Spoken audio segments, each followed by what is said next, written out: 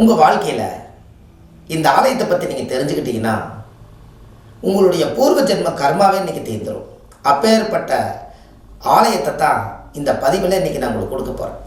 திருப்பூர் மாவட்டம் அவனாசி பக்கத்தில் திருமுருகன் பூண்டி,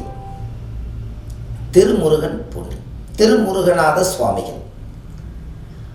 அந்த சுவாமி பற்றி தான் இன்றைக்கி நம்ம இந்த வீடியோவில் பார்க்க போகிறோம். இந்த திருமுருகநாத சுவாமியுடைய ஆலயம் திருமுருகன் பூண்டியில் இருக்கு. இது அவனாசி பக்கத்தில் திருமுருகநாத சாமின்னு நீங்கள் கூகுளில் சர்ச் பண்ணிங்கன்னா இந்த கோவில் கரெக்டாக உங்களை கொண்டு வந்து சேர்த்திடும். இந்த கோயிலில் இருக்கக்கூடிய அற்புதமான ஒரு விஷயம் என்ன அப்படின்னு கேட்டிங்கன்னா, அந்த கோவிலில் முதல்ல அந்த கோவிலுடைய நுழைவாசல் பார்த்தீங்கன்னா உள்ளே போன உடனேயுமே நீங்கள் இறங்கி போவீங்க.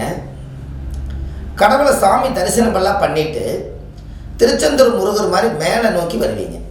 உங்கள் கர்மாவை எல்லாம் இறக்கி வச்சுட்டு கடவுள்கிட்ட கொண்டு போய் சமர்ப்பணம் பண்ணிவிட்டு போகும்போது அந்த சுவாமி முருகநாத சுவாமியும் சிவாலயத்தை நீங்கள் பார்த்துட்டு நீங்கள் புண்ணியத்தை வாங்கிட்டு மேல் நோக்கி வருவீங்க. உங்கள் வாழ்க்கையும் மேல் நோக்கி வளரும்.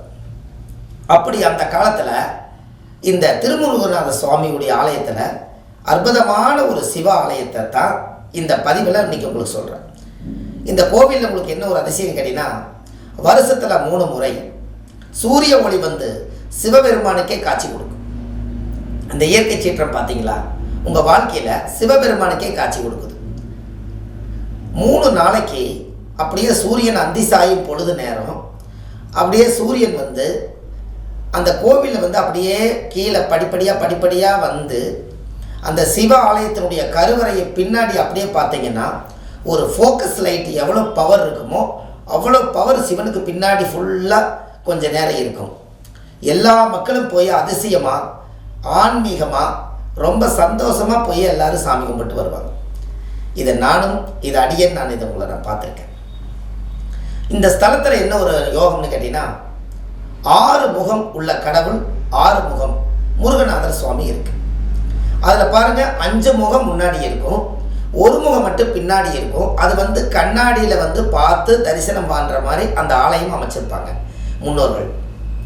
இந்த ஆலயம் 1000 ஆண்டுகளுக்கு முன்பு பழமையான ஆலயம்.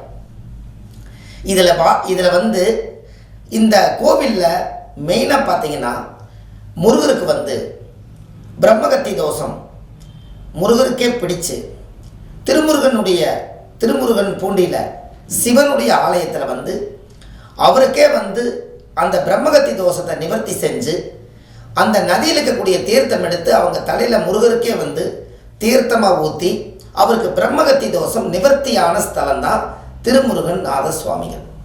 அதனால் முருகரே இங்கே காட்சி கொடுத்து முருகரே சிவனை வழிபட்ட ஸ்தலம். அதனால தான் உங்களுக்கு அந்த ஊரில் உள்ளே இருக்கக்கூடிய கோவில் சிவன் தான். ஆனால் முருகரே வந்ததுனால அவர் காட்சி முருகரவே சிவன் வழிபட்டதுனால தான் முருகர் வந்ததுனால அதுக்கு பேர் திருமுருகன் பூண்டி என்று பொருள். இந்த ஆலயம் நீங்கள் வாழ்க்கையில் ஒரே ஒரு முறை அந்த மண்ணை மிதிச்சிங்கன்னா உங்கள் ஜாதகத்தில் இருக்கக்கூடிய அனைத்து தோஷம் நிவர்த்தியாகும். ஏன்னா அப்பேற்பட்ட ஆலயம் அது.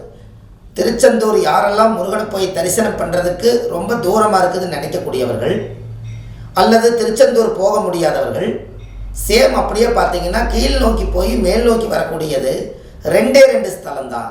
இந்த ஸ்தலத்தில் அங்கே மெயின் திருமுருகநாத சுவாமியுடைய ஆலயம் அல்லது கடற்கரையோரத்தில் இருக்கக்கூடிய திருச்செந்தூர் முருகர்.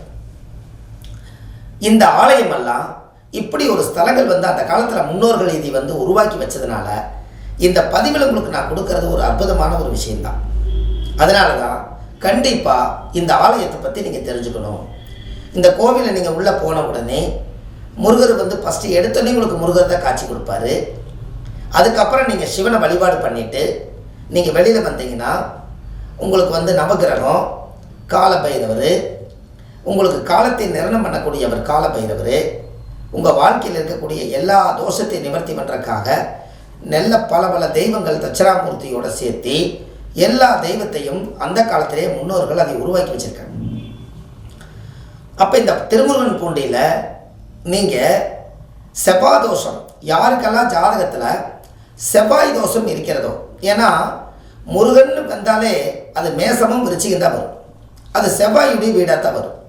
அப்போ யாருடைய ஜாதகத்தில எல்லாம் செவ்வாய் தோஷம் ஒருத்தருக்கு இருக்கிறதோ அவங்க வந்து திருமுருகநாத சுவாமி திருமுருகன் பூண்டியில் வந்து 6 விளக்கு ஏற்றி தேங்காய் பழம் பூமாலை கல்கண்டு வாங்கி அர்ச்சனை பண்ணி நீங்கள் வழிபட்டு போனீங்கன்னா உங்கள் ஜாதகத்தில் இருக்கிற தோஷமெல்லாம் நிவர்த்தியாகும்.